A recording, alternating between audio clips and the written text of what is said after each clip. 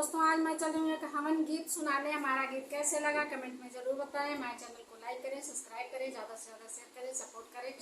जय श्री कृष्ण। कि करे करे हो